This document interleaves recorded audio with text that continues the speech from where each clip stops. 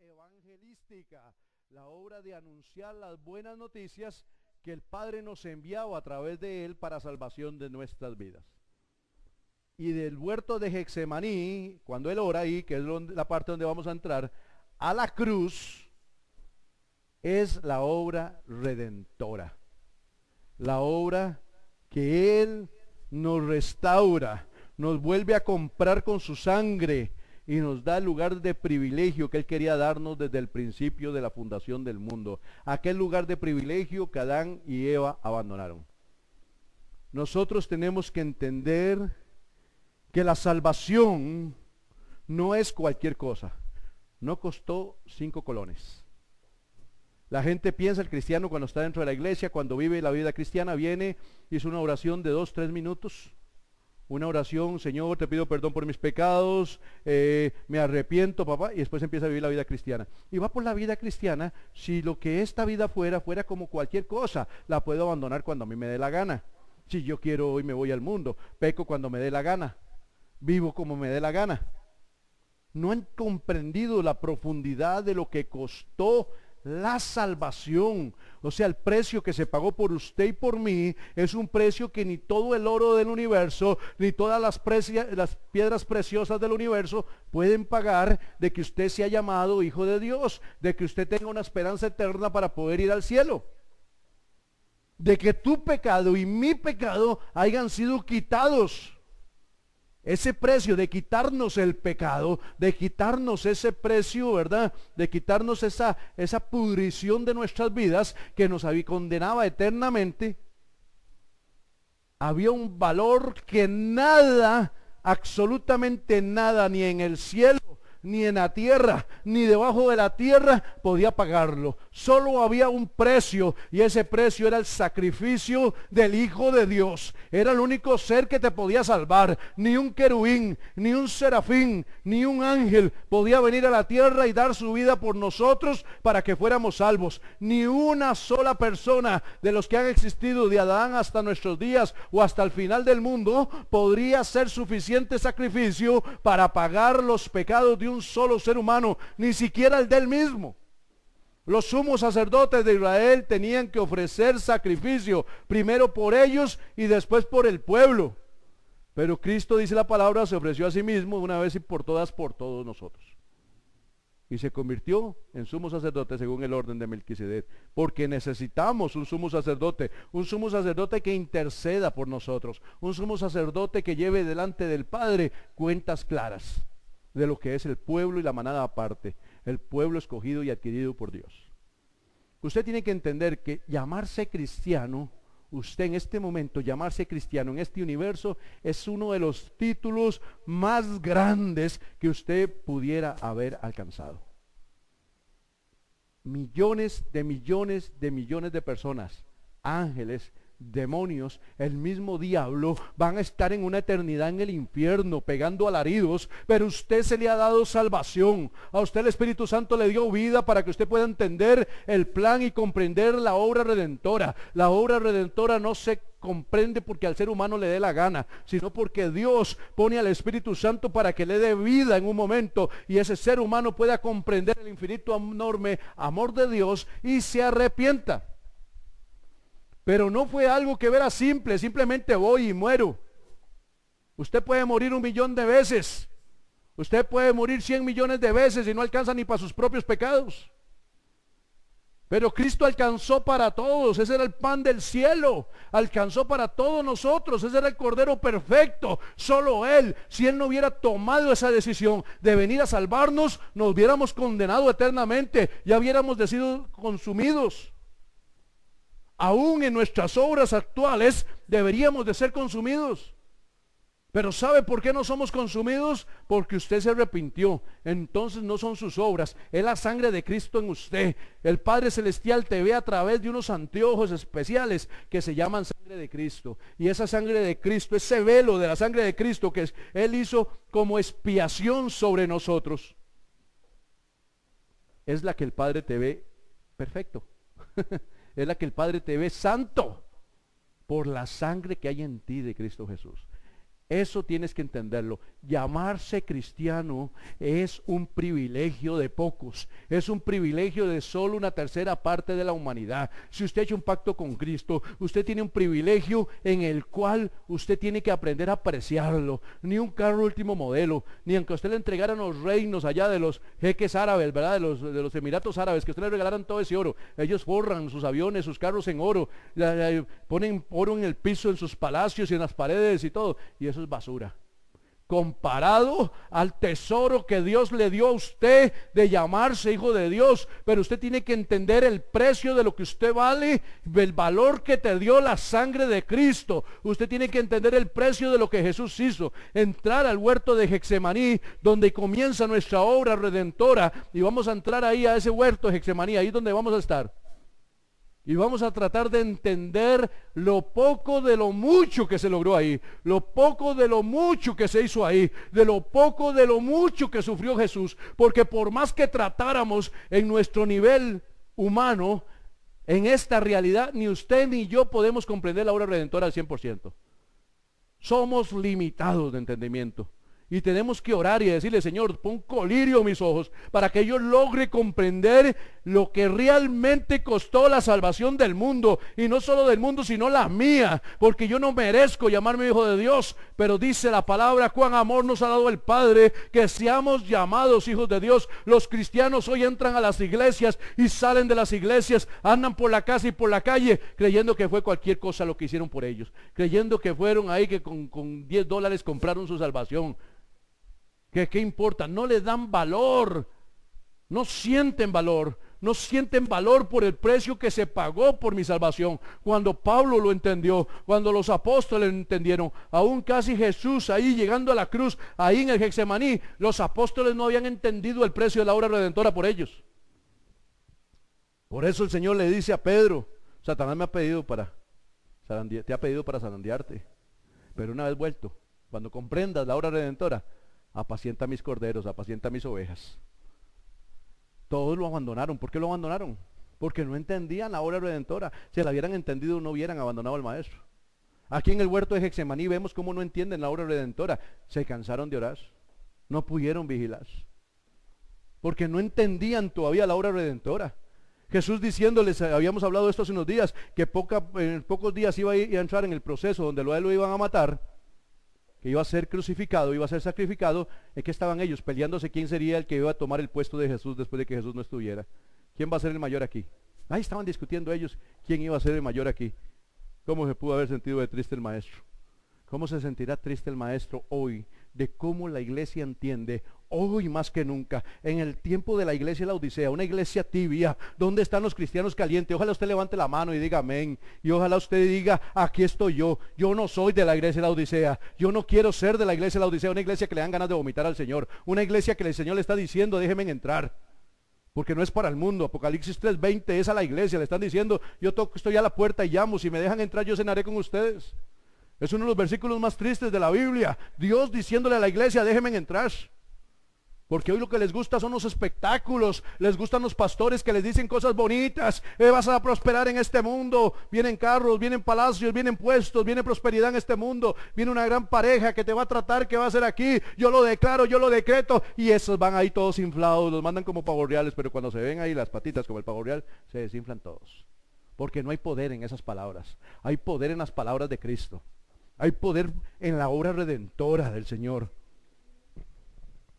Ahí Marcos 14, versículo 32 al 42, dice así la palabra: vinieron pues a un lugar que se llama Getsemaní, y dijo a sus discípulos: sentaos aquí entre tanto que yo oro. Y tomó consigo a Pedro, a Jacobo y a Juan, y comenzó a entristecerse y a angustiarse, y les dijo: mi alma está muy triste hasta la muerte, quedaos aquí y velad. Yendo un poco adelante, se postró en tierra y oró, que si fuese posible pasase de él aquella hora. Y decía: Abba, Padre, todas las cosas son posibles para ti, aparta de mí esta copa, mas no lo que yo quiero, sino lo que tú. Vino luego y los halló durmiendo, y dijo a Pedro: Simón, ¿duermes? ¿No has podido velar ni una hora? Qué doloroso que el Señor nos diga eso a nosotros también, ¿verdad? Qué doloroso. ¿No has podido velar ni una hora? Velá y orá. Vea que, voy a hacer un paréntesis aquí, velá y orá. ¿Usted cree que le estaba diciendo a Pedro, vele y ore para que el Padre me conceda de no tomar yo esta copa?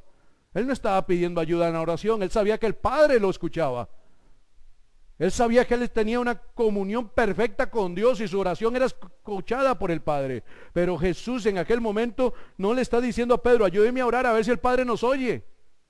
No es por eso que lo manda a orar y a velar, sino para que no entres en tentación. Para que ustedes no sean, porque viene un proceso difícil sobre el pueblo de Dios y ustedes pueden entrar en tentación.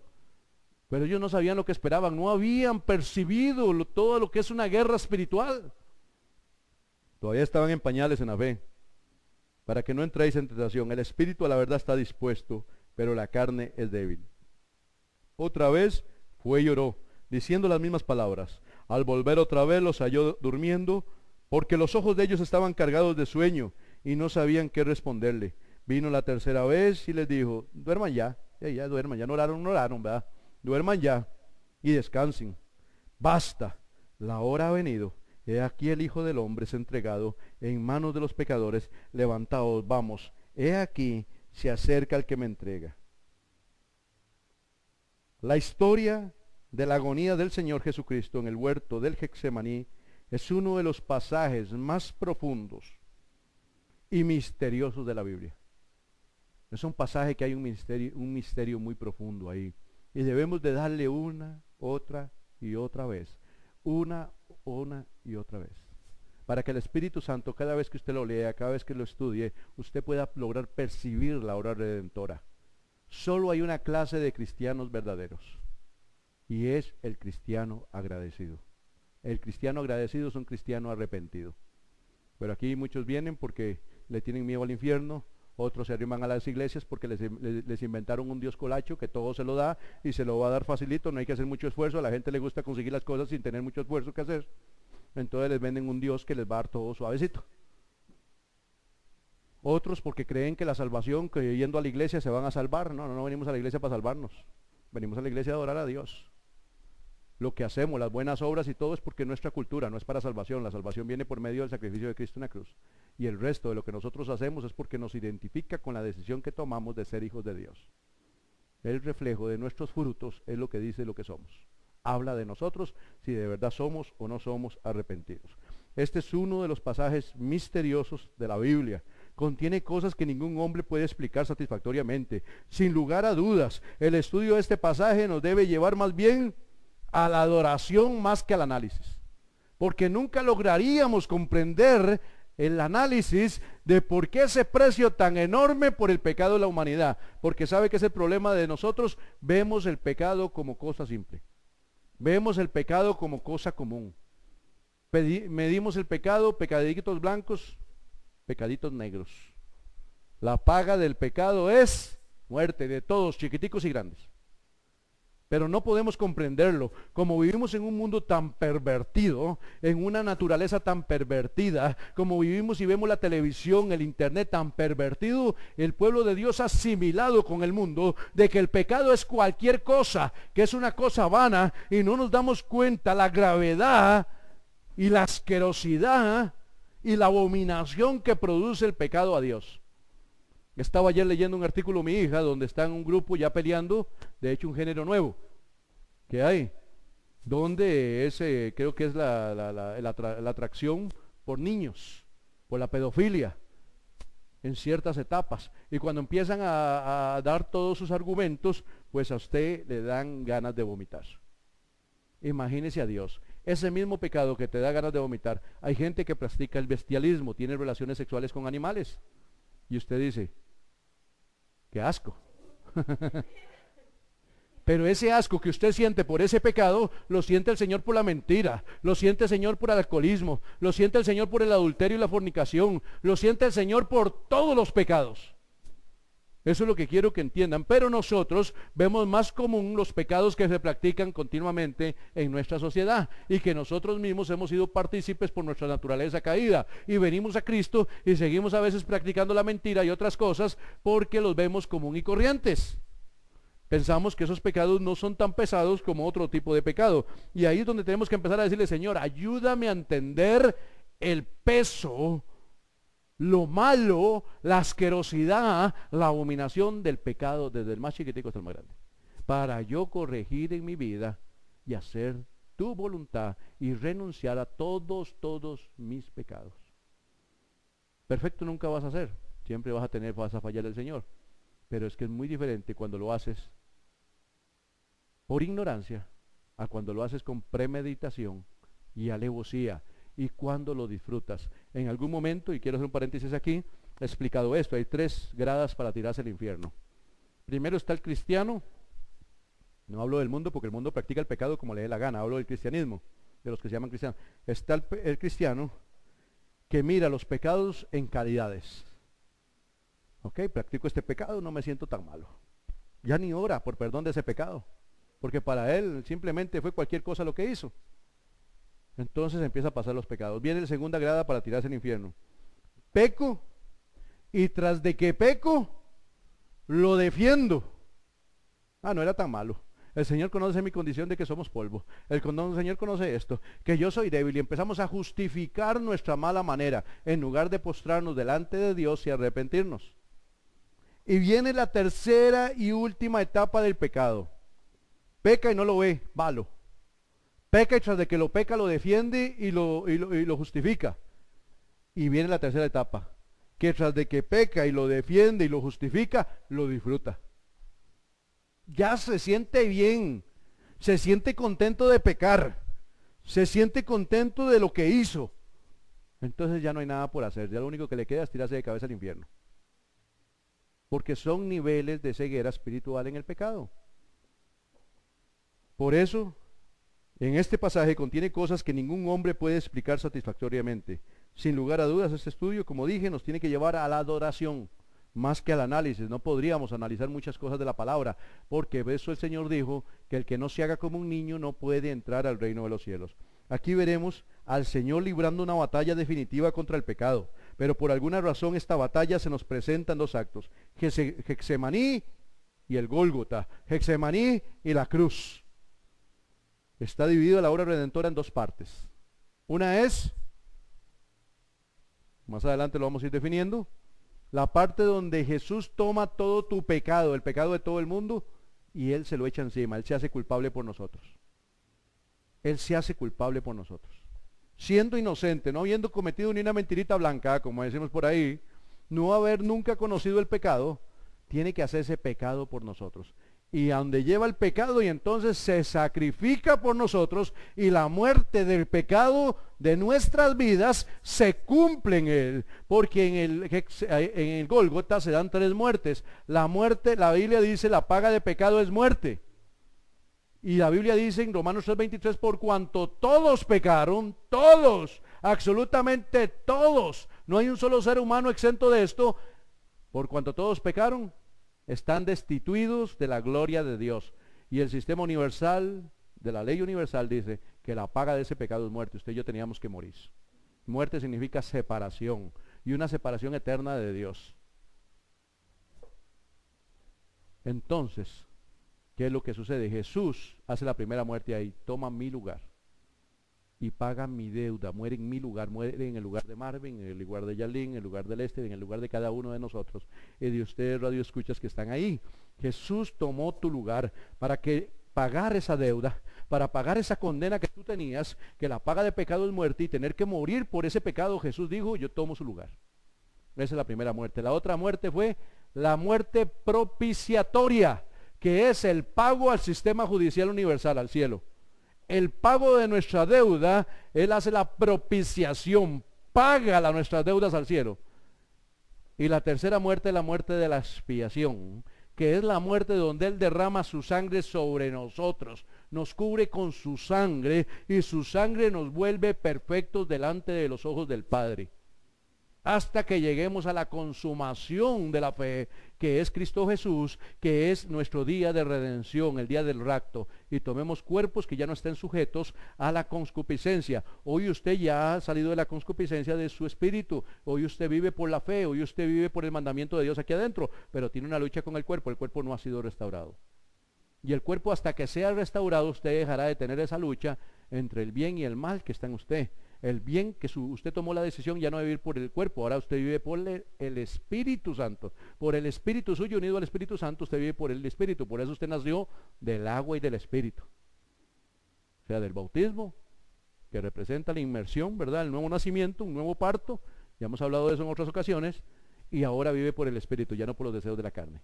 Pero cuando venga nuestro rapto, nuestro cuerpo tomará ese lugar en la redención que fue pagada por nosotros. Mientras hay que pelear con nuestra propia concupiscencia, con la maldad que está en nuestros cuerpos. ¿O quién no tiene? ¿O quién no tiene de esa? Todos, ninguno estamos exentos de eso. Bueno, vemos aquí los dos actos, ¿verdad? En Getsemaní, que es cuando Él toma nuestra deuda. Y hay un proceso dificilísimo que lo vamos a ir definiendo, y la parte de la redención del sacrificio de Él por nosotros. Esto nos lleva a preguntarnos por qué fue necesario pasar por Getsemaní, porque no se podía haber evitado el episodio tan doloroso en su vida ahí de Jesús, de Getsemaní. Pero a lo largo de los estudios veremos que fue el Getsemaní donde el Señor comenzó y materializó la obra redentora, la cual concluyó en la cruz. Vinieron pues al lugar que se llama Getsemaní. Como muchas otras noches, Jesús salió de la ciudad y fue a un olivar. El Monte de los Olivos está al frente de la Puerta Dorada. Hoy es un cementerio. Hoy es un cementerio y como muchos creen entre los judíos de que ahí esos son los muertos que se van a levantar primero. Y no, los muertos que se levantan primero son aquellos que han aceptado a Jesucristo en todo el mundo. Está al frente del muro, ¿verdad?, de los lamentos. Ahí está la Puerta Dorada. De hecho, aunque no crean los musulmanes en Cristo Jesús, los judíos predican de que su Mesías va a entrar por esa puerta. Entonces la taparon con piedras enormes para que nadie entre ni salga. Es la única puerta cancelada en el muro. Imagínense la ignorancia. No creen en el Mesías judío los musulmanes, pero taparon la puerta para que no entre el Mesías. Qué contradicción.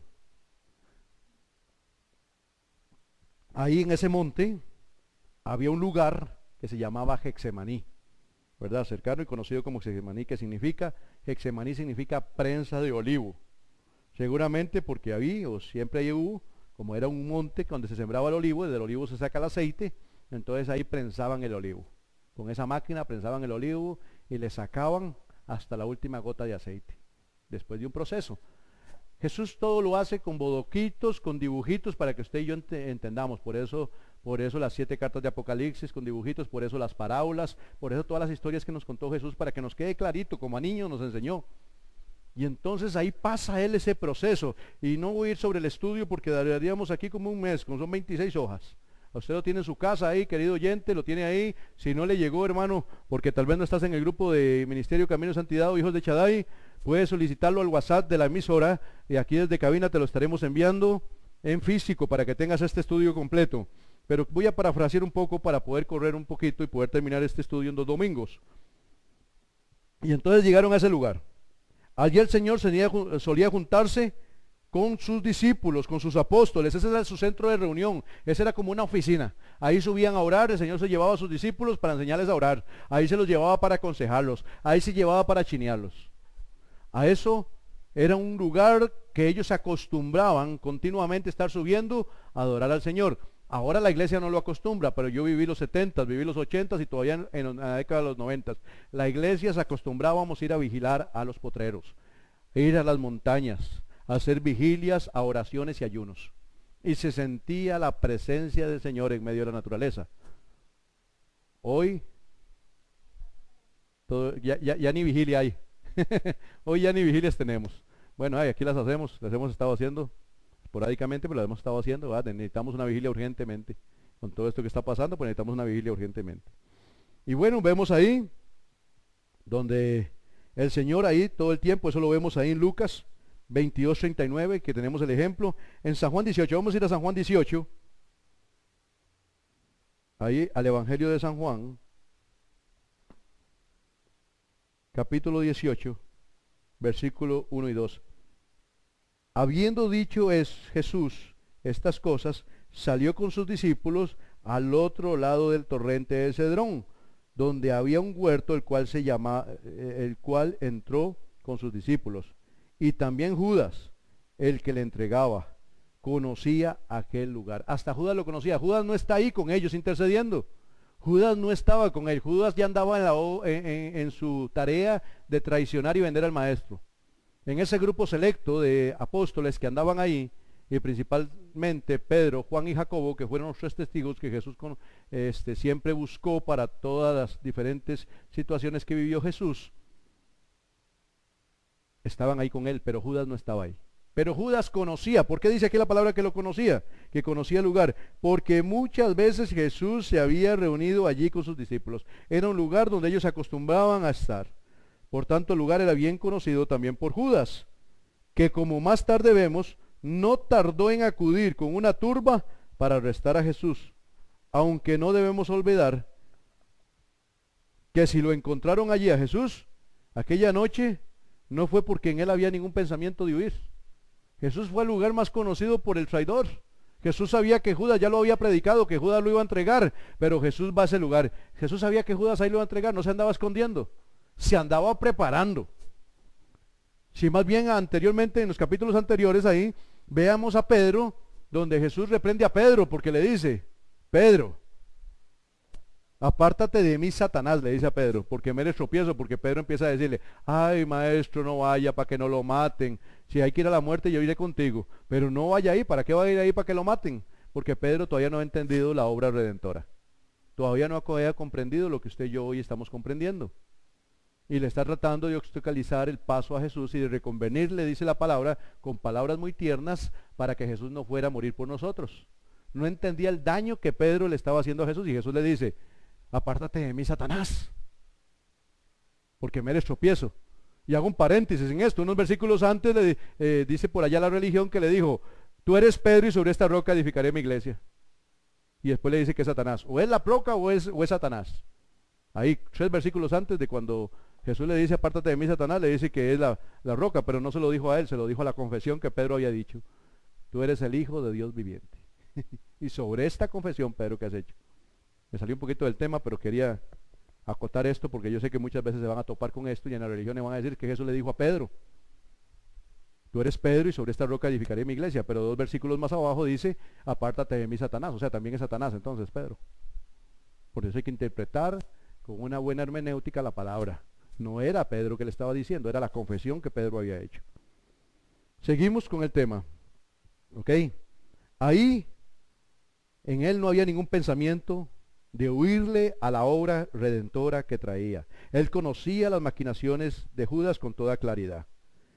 Pero en esta ocasión, Jesús había tenido muchas pláticas ahí con sus apóstoles. Ahora, esto se iba a convertir en un escenario de una agonía terrible antes de ir a la cruz. Sentados aquí entre yo oro, les dice él. ¿Cómo iba a enfrentar Jesús este duro momento? En esto también apreciamos, a Jesús era muy diferente a nosotros. Con frecuencia cuando nosotros pasamos problemas que nos agobian, pues pasamos y estamos rodeados de dificultades, lo primero que pensamos es: necesito un respiro. ¿Ok? Y buscamos alguna diversión que nos relaje.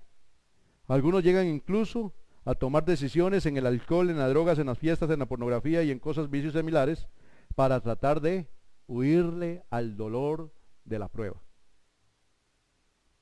Y la mayoría de cristianos, cuando están pasando pruebas, piensan en diversión, o en un momento, en un respiro, en un momento de relax, en un momento de irse a la playa.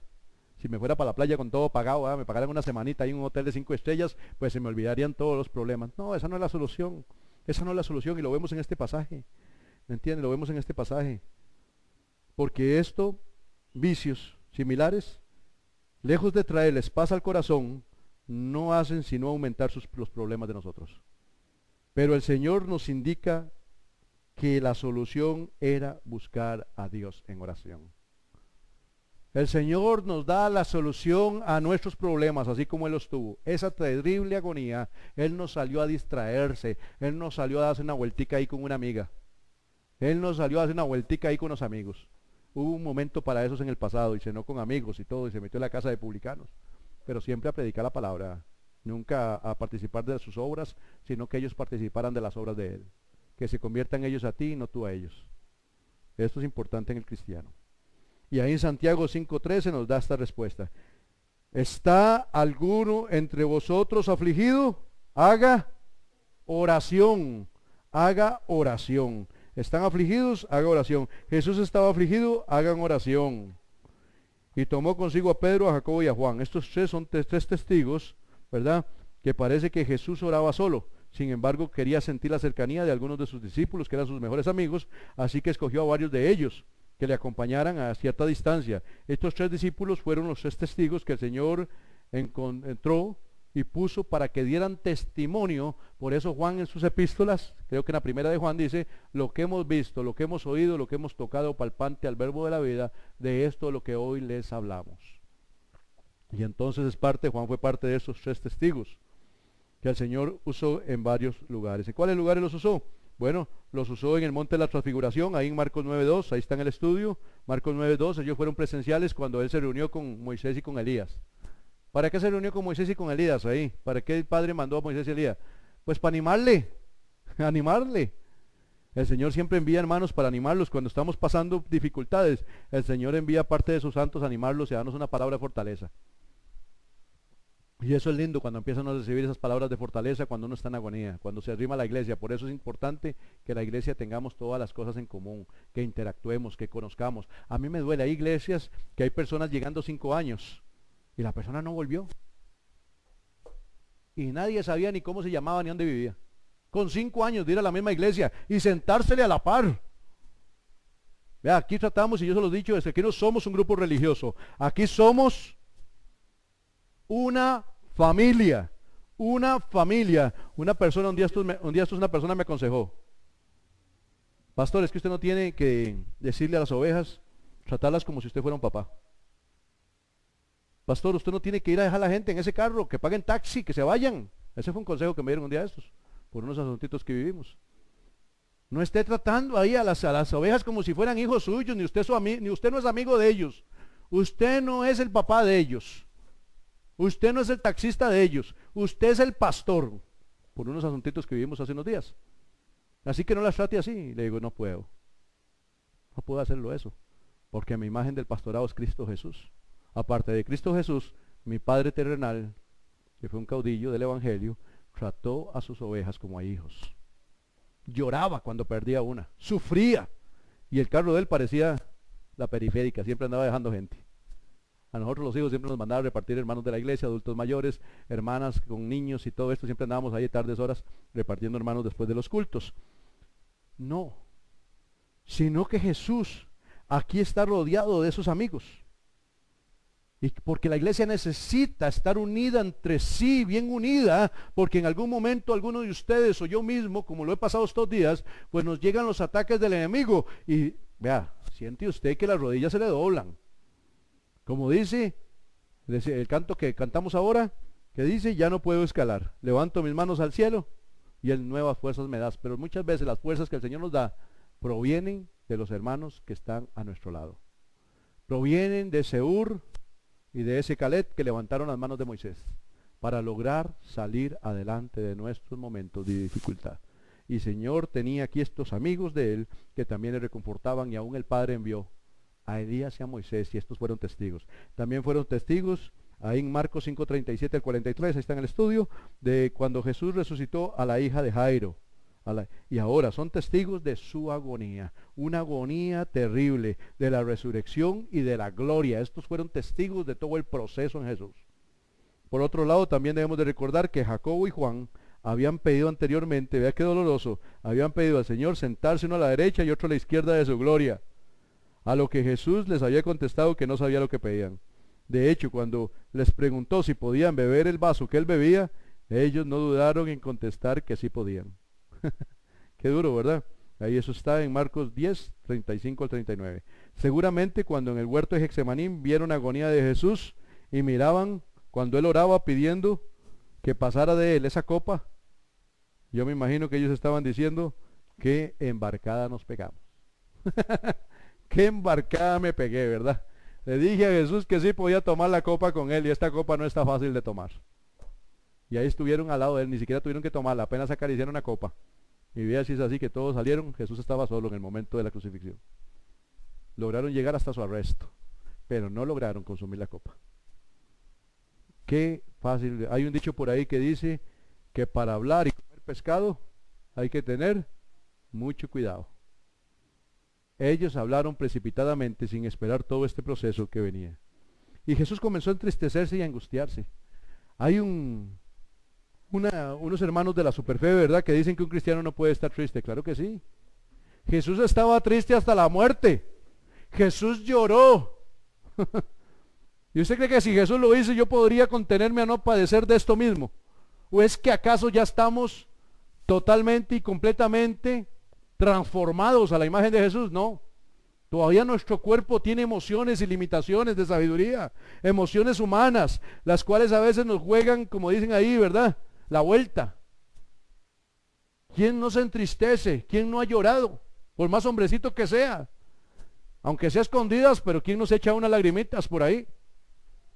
¿Quién no se ha angustiado? Jesús lo hizo, Jesús lloró. O sea, llore usted. Yo aprendí cuando yo vine al Señor, que andaba ahí en la calle, anduve unos años y me creía la mamá de Tarzán, no llegaba ni a Chita. Y creía que era el muy, era porque andaba endemoniado, entonces era medio peleador callejero, pero no era porque yo fuera bueno para el pleito, era porque los diablos peleaban conmigo. Pero hoy el que pelea conmigo es el Espíritu Santo, y de una manera diferente, sin espada y sin ejército. Y quiero decirte algo, cuando el Señor tocó mi vida para que yo volviera a sus pies, toqué la puerta de la casa de mis padres, como niño de 2 meses enmorecido. Se me fue la valentía. En la iglesia, cuando yo llegué a reconciliarme con el Señor, entraba hasta el altar y era tanta la depresión que tenía, la tristeza y la angustia, que yo decía, como este momento, pero mío era por mi pecado, porque venía arrepintiéndome de mi pecado, y me tiré al altar y a mí no me daba vergüenza. Ahí habían 100, 200 personas en la iglesia, y ahí me tiraba como un chiquito. Y los hermanos se venían todos dolidos de verme en ese estado y me ponían la mano en la cabeza y me ministraban y todo, porque venía de un mundo muy profundo. 10 años caminé por el fondo del infierno. Y déjeme decirle, ahí delante del Señor no hay valientes. No hay valientes. Se me quitó el orgullo, no tenía vergüenza, ya me lo había perdido todo, hasta la dignidad había perdido. Y lloré delante del Señor como un chiquillo de 2 meses. Lloré pidiendo misericordia, lloré pidiendo restauración.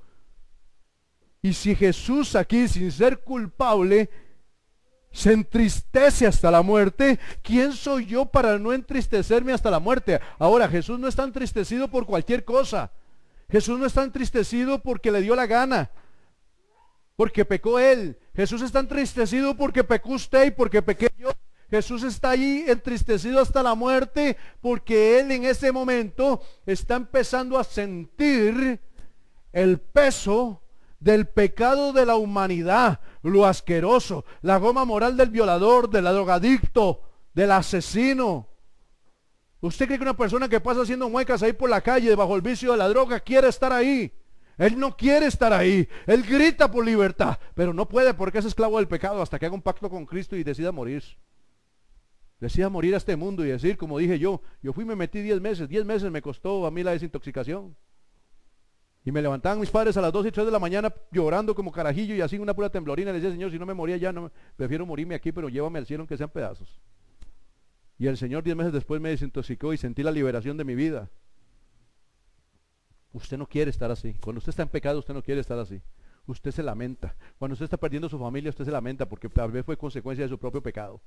Lo que más cuesta es el autoperdón, poder perdonarme yo mismo. A mí me perdonó Dios cuando yo vine y me reconcilié con Él. Yo sé que Él me volvió a recibir como hijo, pero pasó un proceso de muchos años para que yo pudiera entender muchas cosas y pudiera perdonarme yo mismo, porque había dejado una estela de dolor, de tristeza, corazones lastimados, ojos con lágrimas. Y yo, cuando vi las secuelas de mi maldad, me costó mucho el autoperdón, hasta que Cristo me llevó a la reconciliación conmigo mismo. Por medio de Cristo, porque Él es bueno.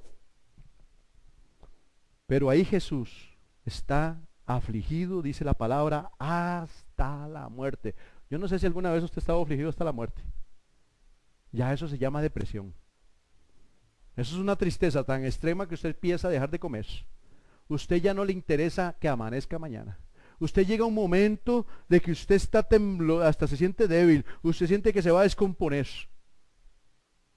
porque estamos en naturaleza pecaminosa. Jesús en aquel momento lo hace heroicamente porque Él no tenía por qué.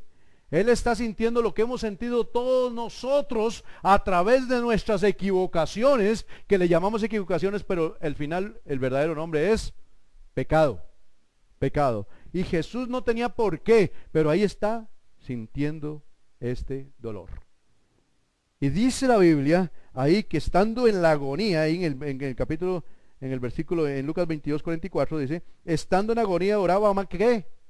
Más intensamente, más, y era su sudor como grandes gotas de sangre que caían hasta la tierra. En ese momento, por eso nos representa el Getsemaní, es una prensa, ahí está prensando a Cristo, lo está moliendo a Cristo. ¿Y qué lo está moliendo? Vea, lo que Jesús pasó por ahí fue como toparse un tren a 400 kilómetros por hora y que hace usted parado así para que lo pegue.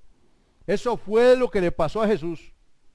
¿Por qué? Porque él había sido santo siempre, pero en ese momento tiene que confrontarse, tiene que echarse en sí, en su cuerpo físico, toda la maldad de la humanidad. Nosotros por menos, por solo mi pecado, yo llegué a acariciar el pensamiento del suicidio. Llegué a casi llegar a ejecutar un suicidio en mi vida. Dios no lo permitió, aún ahí me consoló, aún ahí me estorbó, porque Él sabía que iba a ser un hijo de Él, un pastor, que iba a ser un siervo de Él. Y me guardó aún ahí para que yo no lograra llegar a ejecutar ese suicidio. Por solo mi pecado. Ahora imagínense a Jesús por el pecado solo de nosotros, ahora por los de todo el mundo, ahora por los de toda la humanidad. Si solo por mi pecado yo pensé tantas locuras, ahora Jesús con el pecado mío y de todos los demás se los está tomando. Esa es la copa que Él está pidiendo. Podríamos preguntarnos qué era lo que producía este estado en Jesús, que derramara estas gotas de sangre. Algunos han pensado que su angustia era una reacción natural de los seres humanos cuando se confrontan con la muerte. Ok, cuando una persona está condenada a muerte se pone muy nerviosa, suda y todo esto. Pero este no era el estado de Jesús. Jesús no estaba huyendo. Si hubiera tenido miedo a la muerte, nadie lo tenía agarrado. Él podía, mire, irse para donde quisiera y huirle a los judíos si no lo hubieran atrapado. Pero Él no estaba huyendo. Él podía huir, pero Él no estaba huyendo. Sino que Él en ese momento está dispuesto a hacer la voluntad del Padre. Y hacer la voluntad del Padre no fue fácil para Él. No es fácil para usted y no es fácil para mí. Y esa voluntad del Padre, cuando estamos dispuestos a hacerlas, nos traerá muchas veces también lágrimas. Nos traerá muchas veces que hasta sudemos como Jesús sudó. No a ese nivel, pero sí nos compromete con una decisión que debemos de abandonar toda forma de pecado. Jesús ahí en ese momento está siendo prensado. ¿Cuál es la prensa? ¿Cuál es la prensa? Quiero avanzar un poquito aquí.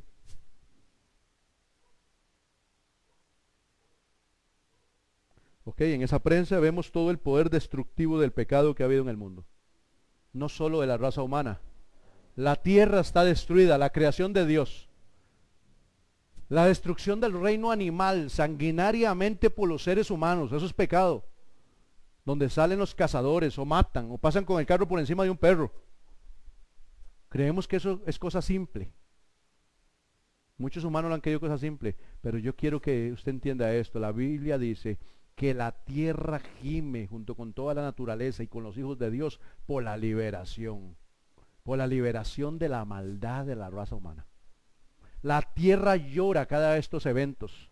Cada evento de pecado lo llora la tierra. Por eso dice la Biblia, no produzcan ustedes los pecados que produjeron las naciones antes que ustedes, para que la tierra no los vomite como vomitó a sus moradores. Por eso la tierra está tan convulsionada, probando ideologías de género.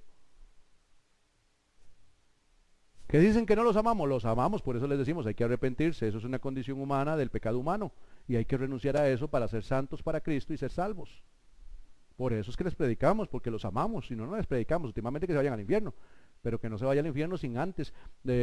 Charles Spurgeon dijo que si un pecador se va a ir al infierno, que le cueste, que tenga que pasarnos por encima, pero que le estorbemos en todo a ese pecador. que les hablemos con la claridad de la palabra, y que si ese pecador al final va a terminar en el infierno, que nosotros le hayamos puesto una oposición fiera en el camino que lleva.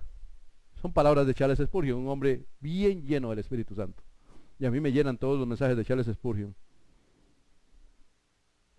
Así que, hermanos, vemos ahí el poder destructivo del mal, de todo aquello que se opone a la santidad de Dios, y que en ese momento se abatía directamente, o sea, caía directamente sobre Jesucristo, porque cuando había decidido presentarse como el Cordero de Dios, que muere por el pecado de la humanidad, ya él sabía que esto iba a suceder. Y por cuanto el Hijo de Dios podía ver con extrema claridad la suciedad del mal, algo que usted ni yo podemos. Ok, les pregunto, y esta pregunta la he hecho en varias ocasiones: ¿ustedes pecan? Ok. ¿El pecado es malo? ¿El pecado es feo? Entonces, ¿por qué peca?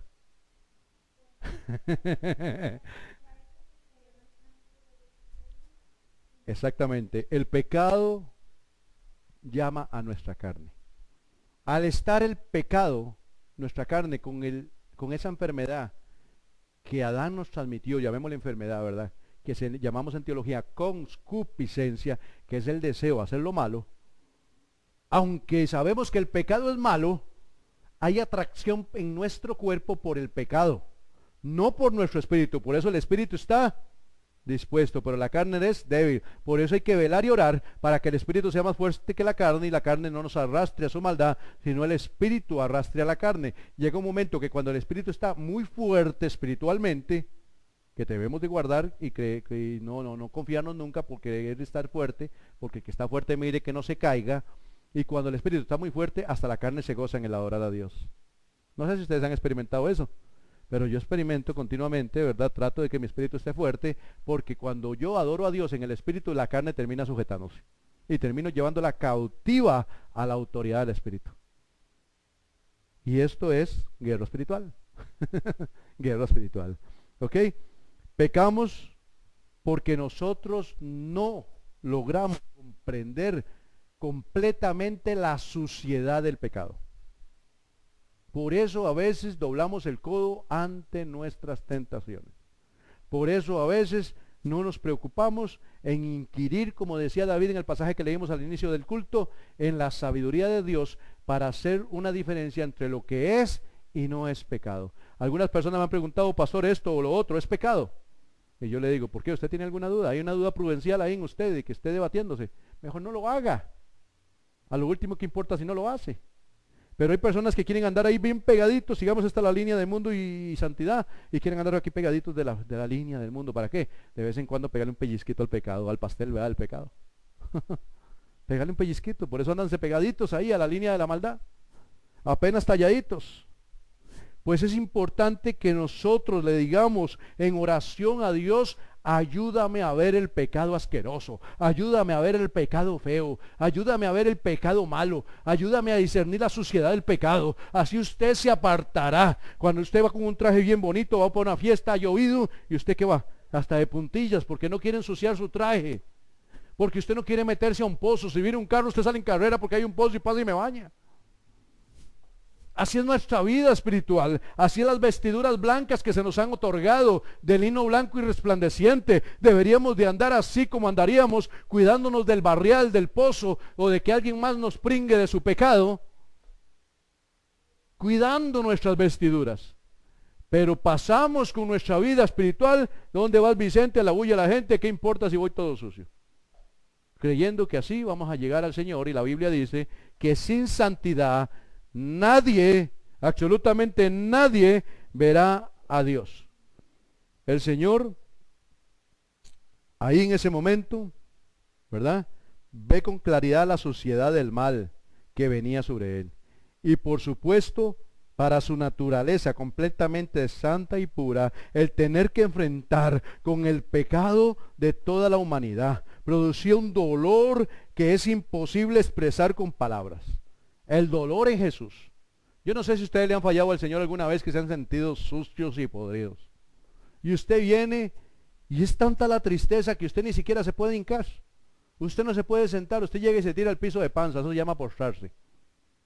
Cuando usted se postra es tirado totalmente, postrarse, y una cosa es hincarse para adorar y otra cosa es postrarse. Y cuando usted se postra y se tira de panza ahí en el suelo, usted lo que declara es: no tengo fuerzas, me siento listo para la muerte, angustiado hasta la muerte, como estaba Jesús. Estoy aquí tirado delante de tu presencia. Cuando te tiras en esa posición es reconociendo que tu única salvación, que tu único camino, que tu único castillo fuerte es Cristo, que solo Él te puede levantar de ese estado que te encuentras.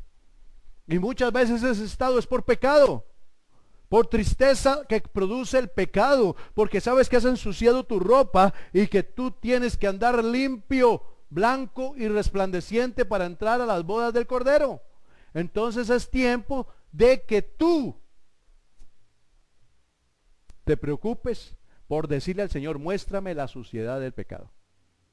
Que yo pueda ver el pecado abominable como tú lo ves, que yo pueda ver por tus ojos. Cuando nosotros percibamos la inmundicia de lo que es un pecado, nosotros vamos a interceder y vamos a llorar por el mundo pecador. No vamos a dejar una sola persona en el mundo sin predicarle, porque sabemos que ese pecado lo lleva a la condenación. Vamos a tratar de limpiarnos nosotros y de vivir en la santidad que el Señor nos demanda vivir. Y dejamos de ver pecaditos pequeños y pecaditos grandes. Si tuviste que decirle al polaco, a el hijo: dígale al polaco que no estoy, ya con solo eso te sientes mal.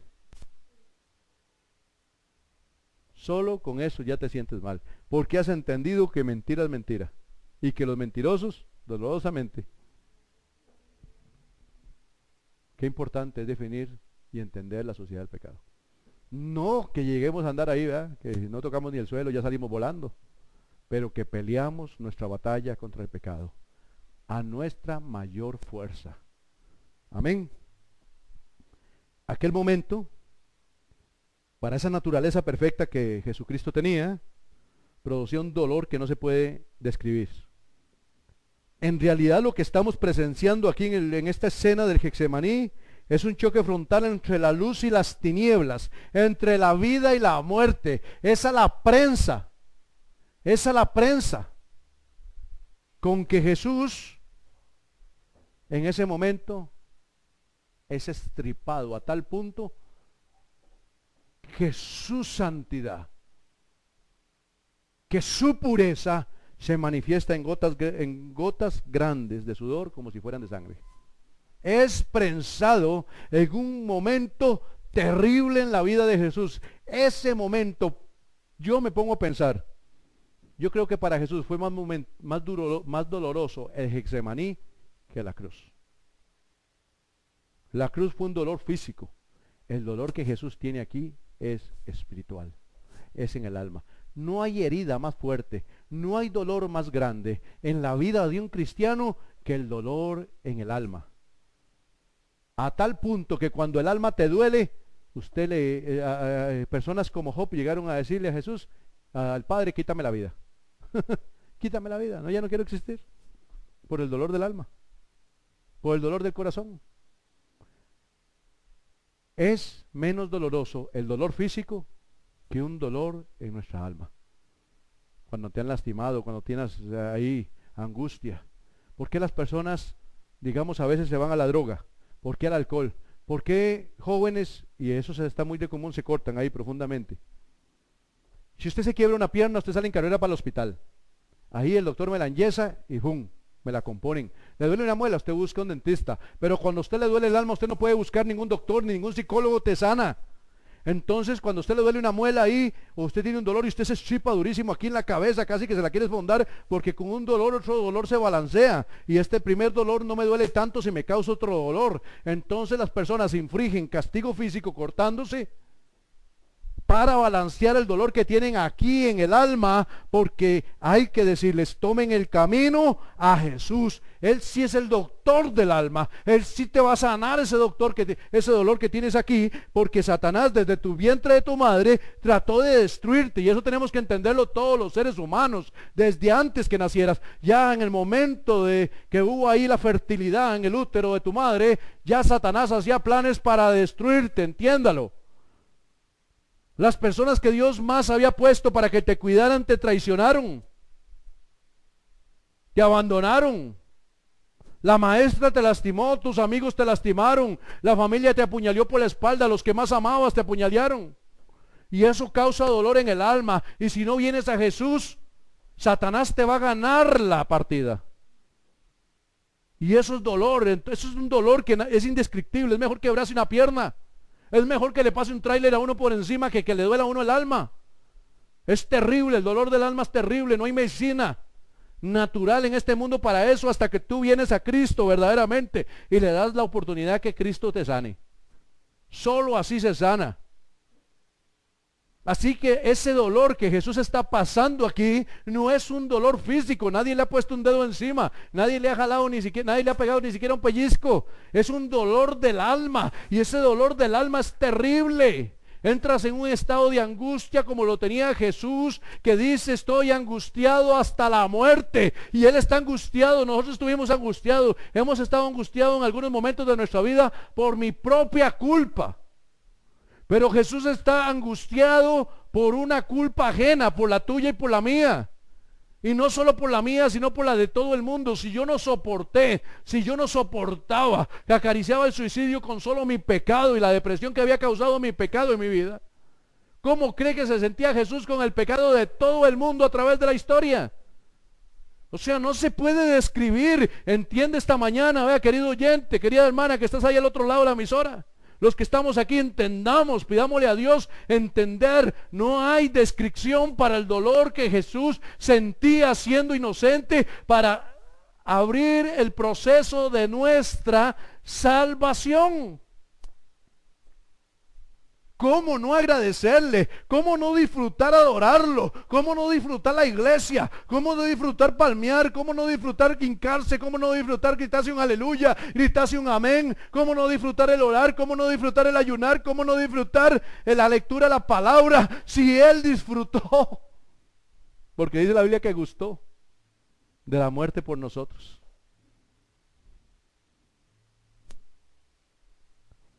Pongamos las barbas en remojo un momento y te hago una pregunta: ¿hasta cuándo o hasta qué magnitud comprendes la obra redentora en tu vida?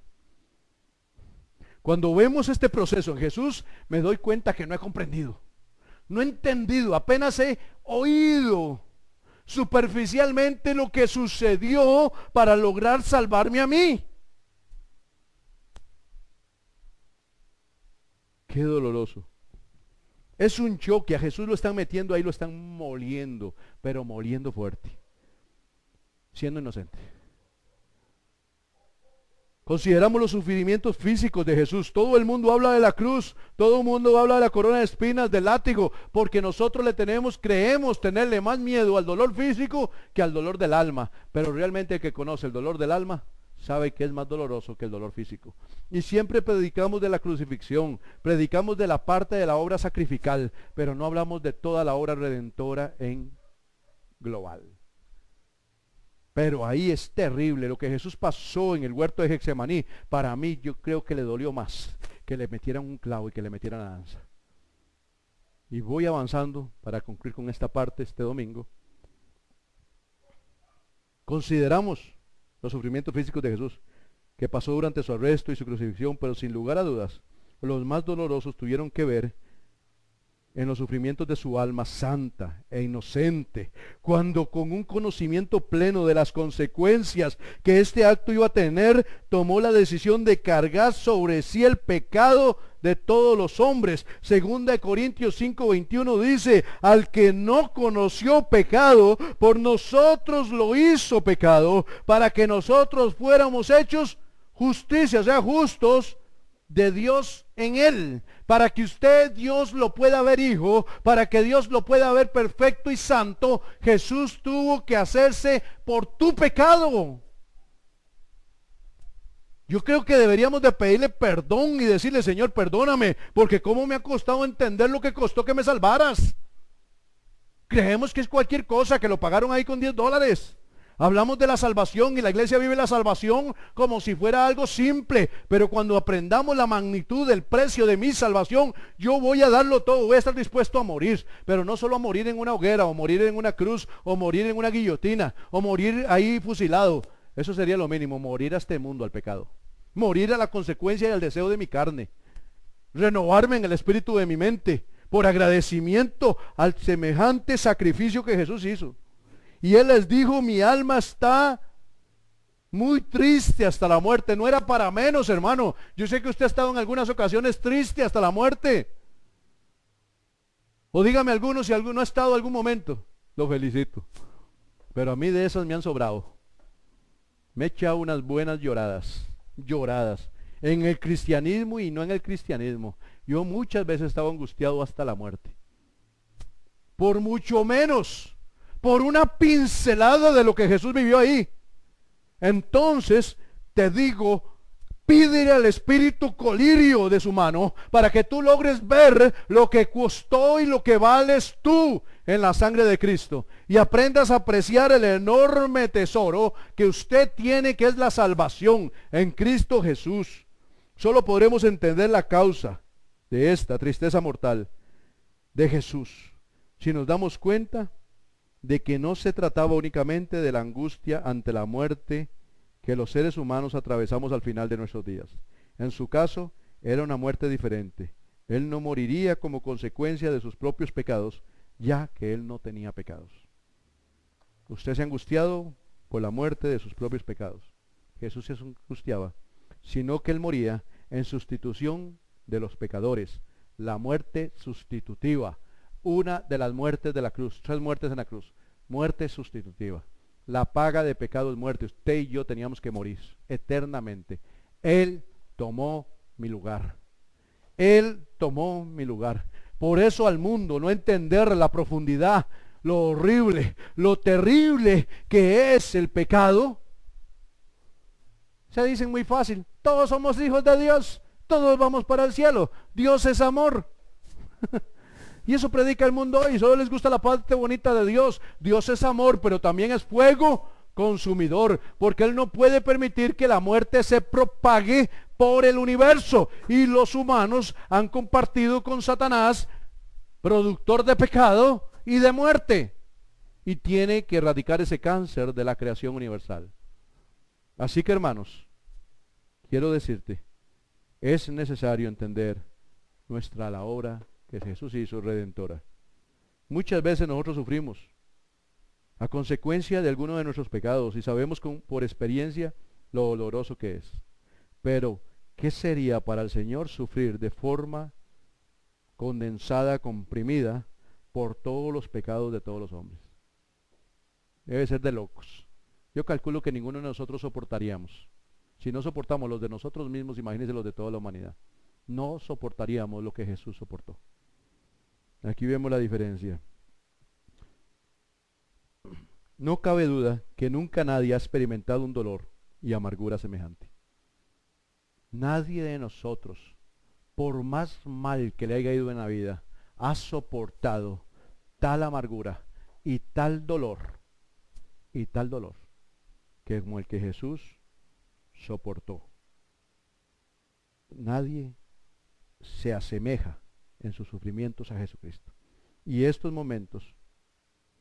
momentos Jesús, su santa humanidad, fue oprimida y agobiada hasta lo sumo. Fue totalmente molido por nosotros, no solo en la cruz, en el Getsemaní, hermanos. Te llamo en este momento, iglesia. No seamos la Odisea, una iglesia tibia. Seamos una iglesia comprometida con Dios. Seamos una iglesia verdadera con Dios. Seamos una verdadera en la cual Él esté orgulloso. Cuando decimos, y aquí oramos de esa manera y le decimos, Señor, valía la pena morir por nosotros. Ahora, de ahora en adelante, digámosle, Señor, valía la pena el Getsemaní por mí. Porque si tú no lo hubieras hecho, eras el único que podía soportar tal y terrible dolor. Nadie más hubiera podido soportarlo. Y usted, póngase, diga yo, dígalo ahí, yo iba al infierno. No hay dolor como el del infierno. Y eso era para ti y para mí. La gente dice es que Dios va a mandar a la gente al infierno. No, la gente ya se mandó al infierno desde el Edén. La humanidad tiene que entender que ya todos están destituidos de la gloria de Dios. Jesucristo es la salida. Jesucristo es el salvavidas. Jesucristo es el camino a la libertad, a la redención de ese castigo enorme, eterno. Y es tiempo de comprender, iglesia, que la vida que nosotros tenemos que vivir santa no es ninguna carga, no es dura, es un privilegio poder vivir para Él, porque Él sufrió para mí, Él se dio verdaderamente por mí. ¿Cómo no voy yo a disfrutar leer la Biblia? ¿Cómo no voy yo a disfrutar el orar? ¿Cómo no voy a disfrutar el ayunar? ¿Cómo no voy a disfrutar a decirle no al pecado? ¿Cómo no voy a disfrutar a decirle, Señor, haz tu voluntad por encima de la mía? ¿Cómo no voy yo a pararme en medio de mi prueba, en medio de mi angustia, en medio de mis tristezas y decir, tengo los ojos puestos en el autor y consumador de la fe, Jesucristo? ¿Cómo no voy yo a caminar valientemente, sabiendo que cuando me fallen mis fuerzas, Él me sostendrá? Porque tuvo fuerzas para soportar tu pecado, tuvo fuerzas para soportar mi pecado y de todo el mundo, y todavía tiene fuerzas para sostenernos y cuidarnos y guardarnos de las acechanzas de Satanás. Padre Celestial, en esta mañana, Señor, venimos delante de ti, Señor, entendiendo, Señor, y lo digo claro, lo inútiles que somos para comprender la obra redentora. Te pedimos colirio, Señor, colirio de tu mano, para lograr ver, Señor, a cara descubierta lo que costó mi salvación. Señor, te pido que me limpies los ojos. Límpiamelos, oh Dios. Quiero entender el precio de mi salvación. Quiero entender el precio de la salvación de la humanidad. Porque quiero ser agradecido, Señor. Una de las cosas, y lo reconozco como humano, una de las peores cosas que tenemos los seres humanos es ser malagradecidos. Y lo hemos sido contigo en muchas ocasiones. Así que hoy, Señor, te pedimos perdón de nuestros pecados. Te pedimos perdón de los pecados de nuestras familias. Te pedimos perdón del pecado de nuestra ciudad, Señor. Te pedimos perdón y te decimos, Señor, queremos vivir la fe verdadera. Queremos ser la iglesia verdadera. Queremos ser la manada pequeña. Queremos ser el pueblo aparte adquirido por ti. Queremos ser perlas en tu corona, Señor. Queremos ofrecerte incienso de olor fragante, sacrificio de alabanza, que ya no es sacrificio. Hoy es una bendición poder alabarte. Hoy es una bendición ir a tu palabra. Hoy es una bendición el ayunar. Señor, son privilegios. Hoy no son sacrificios. Hoy son privilegios, Señor, poder estar en comunión contigo. Perdona nuestra maldad. Perdona nuestra ignorancia. Pon tu espíritu revelador en nosotros, Señor, para que podamos comprender lo precioso, lo incalculable, ese valor único que tiene la obra redentora de Cristo Jesús en nosotros. Y así como la comprendamos, Señor, seremos agradecidos. Y así como seremos agradecidos, crecerá nuestra fe. Y así como crecerá nuestra fe, crecerá nuestra santidad. Así que, Señor, nos quedamos en tus manos. Nos quedamos en tus manos, Señor, en el nombre de Jesús.